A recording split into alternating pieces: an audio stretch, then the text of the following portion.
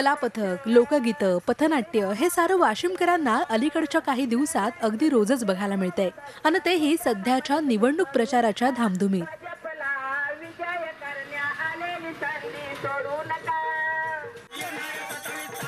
कारण इथल्या काही उमेदवारांनी लोककलेच्या माध्यमातून आपला प्रचार सुरू केलाय. हे कलावंत लोकगीतांच्या माध्यमातून ठराविक राजकीय पक्ष, निशाणी आणि आमचाच उमेदवार इतरांपेक्षा कसा वरचढ आहे हे मतदारांना पटवून दिलं जातंय.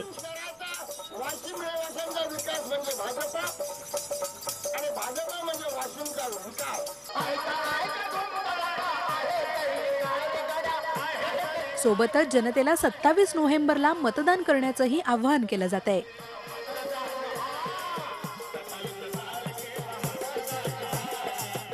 आठ दिवस झाले आमचं हे चालू आहे सध्या प्रचाराचं माध्यम. शिवसेना असं कोणी आमचा पक्षाचं आम्हाला काही घेणं देणं नाही. फक्त आम्हाला रोजगार मिळला पाहिजे. 10 लोक आम्ही 5 लोक आम्ही कार्यक्रम करतो. मिळत काम मिळतं. 5 लोकांची रोजंदारी मिळत आहे. प्रचारामधून तरी आम्हाला 1000 रुपये रोज आहे. 25 तारखेपर्यंत हे आमचं लगातार चालू राहणार आहे. रोजगार आम्हाला मिळत आहे.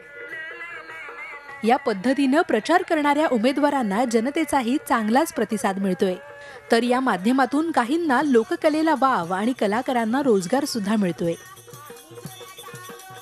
आज जो प्रचार चालू आहे, आज नगर शिवसेना ही एकदम हायटेक प्रचारामध्ये आहे. हायटेक प्रचार, बलून लावणे, वेगवेगळ्या प्रकारचे मेसेज, SMS याच्यावर शिवसेना प्रचार करत आहे. आम्ही लोक कलावंतांनाही बोलवलं आहे. लोक कलावंत आमचा प्रचार तर करत आहे, सोबत जनतेला हे पण सांगत आहे की मतदान केलंच पाहिजे. मतदानाच्या बदल जनजागृती अभियान केलं आहे. त्याच्यासोबत आम्ही त्यांना रोजगारही उपलब्ध करून दिलेला आहे. निवडणूक काळात अनेक उपेक्षित गोष्टींना सुगीचे दिवस येतात.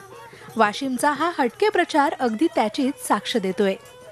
त्यामुळे या प्रचाराच्या माध्यमातून लोकप्रतिनिधी बनू पाहणाऱ्या या लोकप्रतिनिधींनी निवडून आल्यावरही हा वारसा जतन करण्यासाठी प्रयत्न करावेत एवढीच अपेक्षा.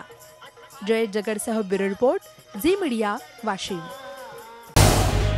झी 24 तास रहा एक पाऊल पुढे.